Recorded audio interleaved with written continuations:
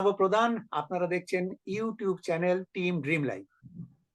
আমরা এই চ্যানেলটা শুরু করেছি একটাই উদ্দেশ্য নিয়ে, যে হেলথ ইন্স্যুরেন্স বা অন্যান্য ইন্স্যুরেন্সের বিভিন্ন দিক নিয়ে মানুষকে অ্যাওয়্যার করার জন্য। তো এই কাজের মধ্যে আমরা একটা অংশ রয়েছে বিভিন্ন হেলথ ইন্স্যুরেন্সের আলোচনা বা প্রয়োজনের তুলনামূলক অন্যান্য বিভিন্ন কোম্পানির বিভিন্ন প্রোডাক্টের সাথে তুলনামূলক আলোচনা করা। তো এই কাজে আমরা বেছে নিয়েছি আজকে এইচডিএফসি আর্গো কোম্পানির অপটিমা সিকিউর, এবং রিসেন্টলি তাতে যেটা গ্লোবাল পোর্শন অ্যাড হয়েছে, এই পুরো ব্যাপারটা নিয়ে আলোচনা করব। এ ব্যাপারে আমাদের বিশেষজ্ঞ হিসেবে আমরা পেয়েছি ড্রিম লাইফ অ্যাডভাইজারির কর্ণধার শ্রী শুভকান্তি দাসকে। শুভকান্তি, ওয়েলকাম। এইচডিএফসি আর্গোস অপটিমা যেটা সিকিউর, এই প্ল্যানটাকে এখন বলা হচ্ছে ইন্ডাস্ট্রির one of the best plan. এবং এতে তো রিসেন্টলি এর গ্লোবাল অংশ অ্যাড হয়েছে, মানে যারা সারা বিশ্বের যে কোনো জায়গায় গিয়ে হয়তো চিকিৎসা করাতে চান তারাও এর সুবিধা নিতে পারবেন। শুভ্র, আমার জিজ্ঞাসা কেন এটাকে বলা হচ্ছে ইন্ডাস্ট্রির one of the best plan, এবং এর ফিচার্স কি, এর অ্যাডভান্টেজ কি, বা অন্যান্য বিভিন্ন বিষয় নিয়ে একটু আলোচনা করা যায়। অবশ্যই, ধন্যবাদ অরুণাব। আমরা Optima Secure HDFC Ergo, actually HDFC Ergo আমাদের যখন মার্জ হয়, এটা অ্যাকচুয়ালি আগে ছিল অ্যাপোলো মিউনিক, এবং অ্যাপোলো মিউনিক থেকে পরে ওটা তখন স্ট্যান্ড অ্যালোন ছিল, পরে এটা জেনারেল ইন্স্যুরেন্স এইচডিএফসি আর্গোর সাথে মার্জ হয়। তো এরপরে আমাদের যেগুলো প্রোডাক্ট রিভিশনস গুলো এসছে, সেখানে ক্ষেত্রে it is one of the best revisions Optima secure যখন লঞ্চ করে, এবং এরপরে এটার রিসেন্ট রিভিশন হচ্ছে অপটিমা সিকিউর গ্লোবাল। তো আমরা একটুখানি প্ল্যানের ডিটেলসটাতে শুনে নেবো, এবং এটাকে ডিজাইনিং করা যায় এইভাবে যে এর যে বেনিফিট গুলো আমরা চাই নরমালি অ্যাজ এ কাস্টমার্স, বা যেগুলোকে আমাদের বেসিক ফিচার্স হিসেবে ধরা হয়, সেগুলোর ক্ষেত্রে চেষ্টা করা হয় যে সবগুলোতেই ম্যাক্সিমাম বেনিফিট এখানে দেওয়া, যার জন্য প্ল্যানটা এত ইউনিক এবং সুন্দর। তো আমি প্রথমেই একটা প্ল্যানের যে বেসিক জায়গাগুলোতে চলে যাচ্ছি। প্রথম হচ্ছে প্ল্যানটা এলিজিবিলিটি। আমাদের ৫ লাখ থেকে ২ কোটি, মানে এটা সাম অ্যাসিওরড অপশন আছে, আমরা নিতে পারি ৫ লাখ থেকে ২ কোটি এর নেওয়া যায়। এটা হচ্ছে এর কি বলে আপনার সাম অ্যাসিওরড বেনিফিট। এরপরে যেটা বেনিফিট সেটা হচ্ছে এর ৪ টে বেনিফিট আছে, যেটা মেইন ফিচার্স। প্রথম হচ্ছে সিকিউর বেনিফিট বলে এটাকে। সিকিউর বেনিফিট মানে হচ্ছে বেসিক কভার। এই সিকিউর বেনিফিটটা এই প্ল্যানটার একটা ইউনিক আছে, যে যা সাম অ্যাসিওরড নেওয়া হবে তার ডবল, মানে ইনটু 2, এটা ডে 1 থেকে ওর কভার করবে। মানে ৫ লাখ, মানে ৫ লাখ ইনটু 2 মানে ১০ লাখের কভার তার ডে 1 থেকে কভার করবে। মানে যা সাম অ্যাসিওরড আমি নেব, সিকিউর বেনিফিটটা হচ্ছে এই প্ল্যানটার নাম্বার 1 একটা ইউনিক বেনিফিট যেটা এই প্ল্যানটাতে আছে। এটা হচ্ছে ফার্স্ট পয়েন্ট। সেকেন্ড পয়েন্ট হচ্ছে প্লাস বেনিফিট। প্লাস বেনিফিটটা কি? প্লাস বেনিফিটটা হচ্ছে এখানে আমাদের যেটাকে আমরা বলি বোনাস বা নো ক্লেম বোনাস। এখানে ক্ষেত্রে আমাদের প্লাস বেনিফিটের ক্ষেত্রেও এখানে আমাদের নো ক্লেম বোনাস যেটা আছে সেটা 50% প্রথম বছরে, পরের বছরে আরো 50%, মানে ২ বছরে এখানে 100% বোনাস এখানে অ্যাড হয়, যেটা আমাদের প্লাস বেনিফিটে।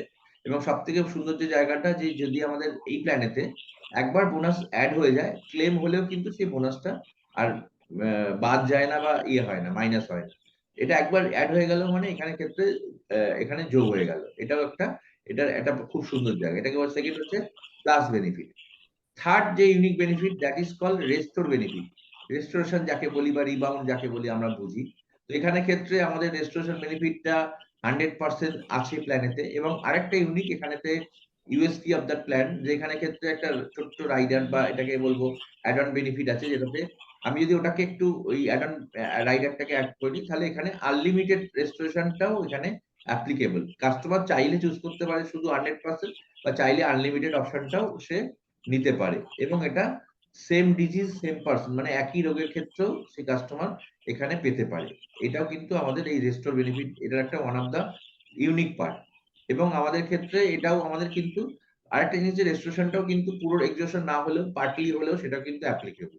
মানে আমাদের এক্সাম্পল দিয়ে বলছি, যে কেউ যদি ভর্তি হয়েছে, তার হয়তো ১০ লাখ টাকার কভারেজ আছে, তার হয়তো সেখানে ক্ষেত্রে তার ৮ লাখ টাকা খরচা হয়েছে বা ৭ লাখ টাকা খরচা হয়েছে, তাহলে ব্যালেন্স যে ৩ লাখ টাকা রয়েছে, তারপর সে ডিসচার্জ হওয়ার পরে আবার যখন ভর্তি হলো বা তার অন্য কোনো ফ্যামিলি মেম্বার ভর্তি হলো, সেখানে ক্ষেত্রেও কিন্তু সে আবার ওই ১০ লাখ টাকার বেনিফিটটা পুরোটা পেতে পারে। মানে তার এই ১০ লাখ পুরোটা শেষ না হলে তবে যে সে রেস্টোর অ্যাপ্লিকেবল হবে না, তা নয়।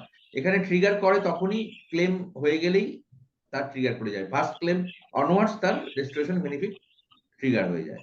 এখানে নট ডিপেন্ড আপন কতটা অ্যামাউন্ট হয়েছে, ক্লেম হলেই তার আমাদের রেস্টোর বেনিফিট ট্রিগার হয়ে যাবে। এর পরের ফোর্থ যে পয়েন্টটা, এটা এই চারটের পয়েন্টের মধ্যে এটা হচ্ছে খুব সুন্দর একটা point, that is called protect benefit. Protect benefit হচ্ছে আমাদের এখানে সমস্ত কনজিউমেবল লিস্ট এবং অ্যাজ পার আইআরডি গাইডলাইনে আমাদের যে সমস্ত নন পেবল আইটেম গুলো আজকের দিনে দাঁড়িয়ে লিস্টেড কনজিউমেবল যেগুলোকে বলে, সেগুলো সমস্ত কিছু এখানে ইনবিল্ড কভার করে। এটা কোনো অ্যাডিশনাল প্রিমিয়াম লাগে না, এটা ইনবিল্ড আছে প্ল্যানটাতে, এবং এটাতে কোনো মানে আলাদা করে প্রিমিয়াম দিতে হয় না, কিন্তু সমস্ত কনজিউমেবল এখানে কভার করে। তার মানে একটা বেসিক প্ল্যানের যা যা জিনিসগুলো আমাদের দরকার এগুলো এখানে কিন্তু সমস্ত কিছুই এখানে কভার করে। এর পরের যে পয়েন্টটা, দ্যাট ইজ ইউনিক পয়েন্ট, এই প্ল্যানটায় কোথাও কোনো ক্যাপিং বা সাবলিমিট নেই। আমাদের অনেক প্ল্যানে আমরা হেলথ ইন্স্যুরেন্স ইন্ডাস্ট্রি দেখেছি যেখানে ক্ষেত্রে রুমের উপরে ক্যাপিং থাকে, আইসিইউর উপর ক্যাপিং থাকে, বিভিন্ন ডিজিজের উপর ক্যাপিং থাকে বা সাবলিমিট থাকে। এই প্ল্যানটার কোথাও কিন্তু কোনো ক্যাপিং বা সাবলিমিট নেই। আরেকটা ইউনিক পয়েন্ট হচ্ছে আমাদের এখানে এই প্ল্যানটাতে দুটো প্রিমিয়াম হয়, জোন ওয়াইজ হয়। একটা জোন 1, জোন 2। জোন 1 এ হচ্ছে আমাদের কি বলে দিল্লি, নয়ডা এবং আমাদের যে পার্টটাতে আমাদের অ্যাজ পার আমাদের প্যান ইন্ডিয়াতে যে লিস্টেড জোন 1 থাকে সেটা, আর জোন 2 হচ্ছে রেস্ট অফ ইন্ডিয়া।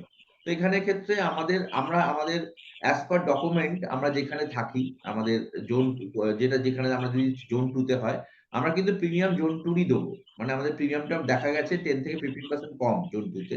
কিন্তু আমরা যদি চিকিৎসা করাতে যাই জোন 1 এতেও, সেখানে কিন্তু আমাকে কোনো অ্যাডিশনাল পয়সা দিতে হবে না। আমি কিন্তু 100% ক্লেমই সেখানে পাবো।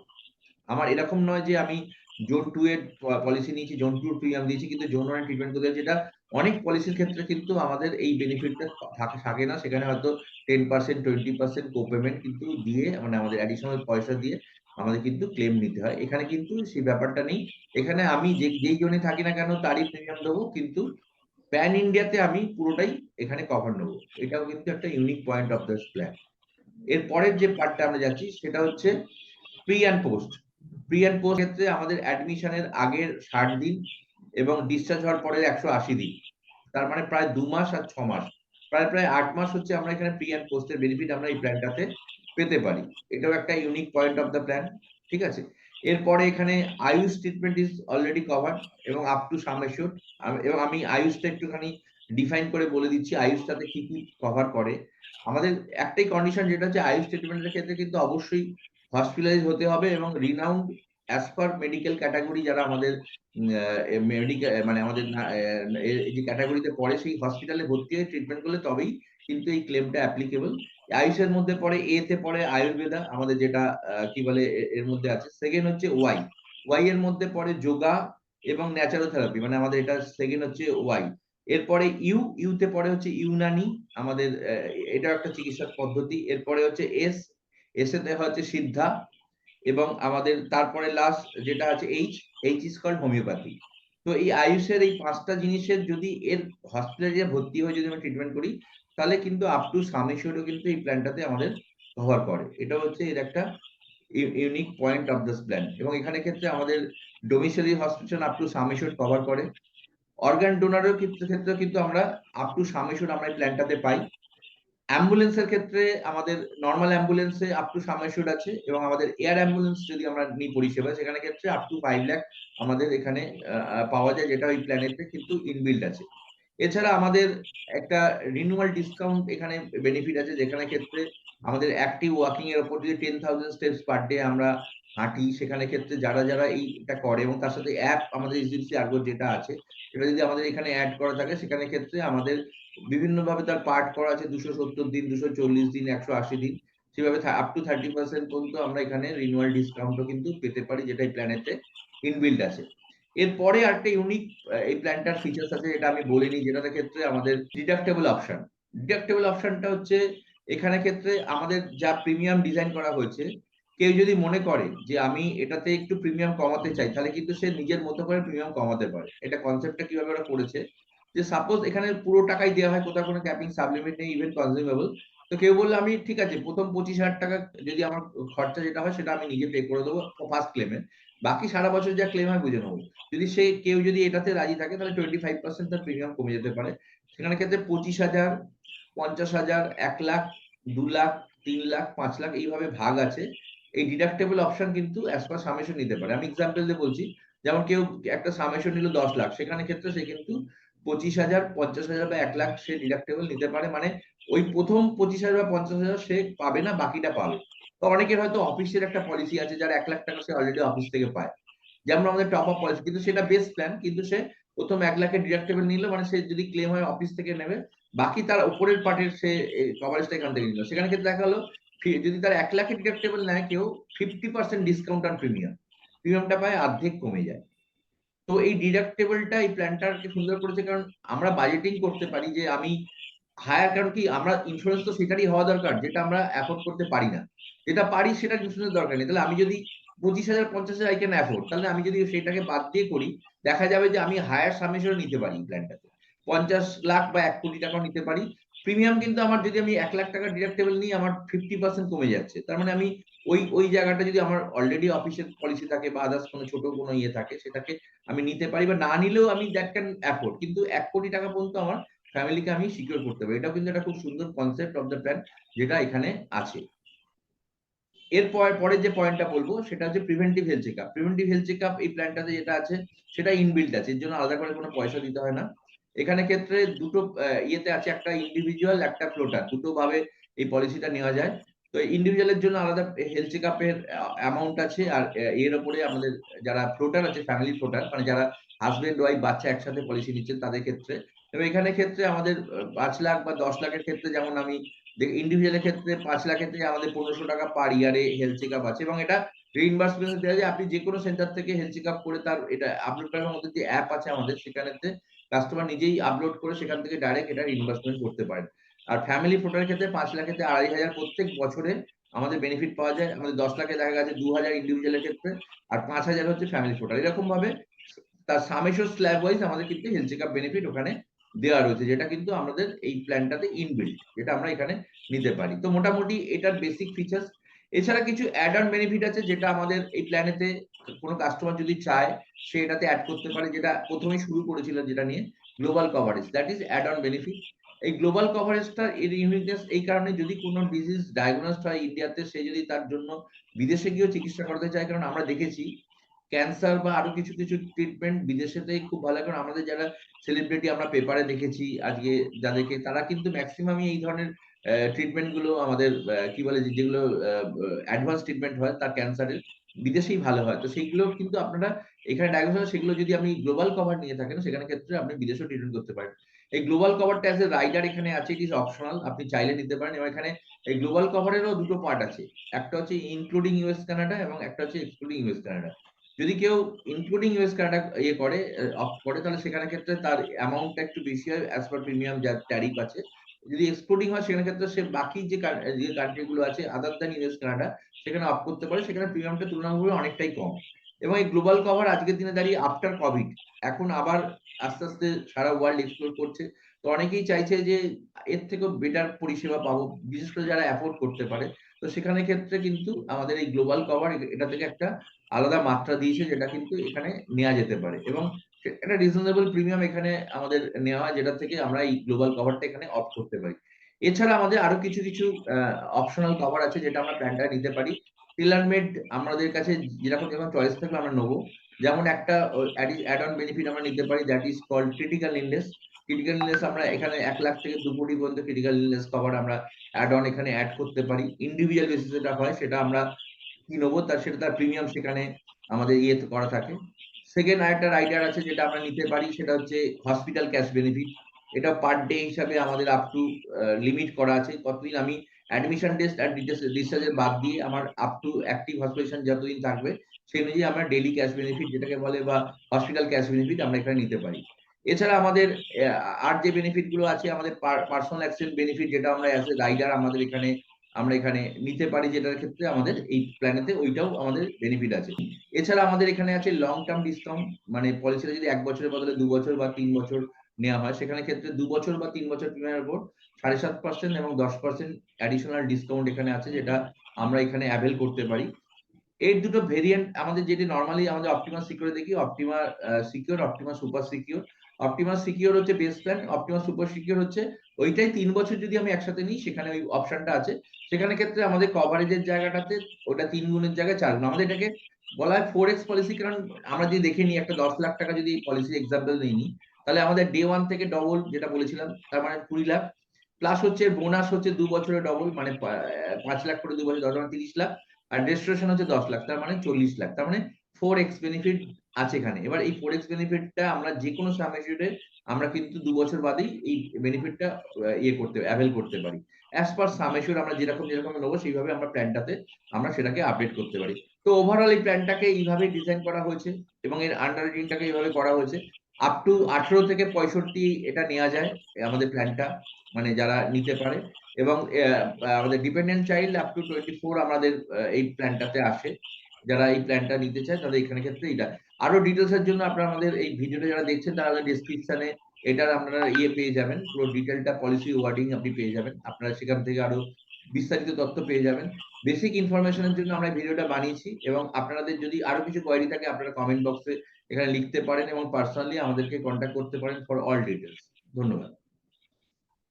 আম, মানে এত এত এত এত ইনফরমেশন এলো, মানে আমি নিজেই ভাবছিলাম যে মনে রাখাও মুশকিল। মানে প্রচুর প্রচুর এতে অ্যাডভান্টেজ রয়েছে।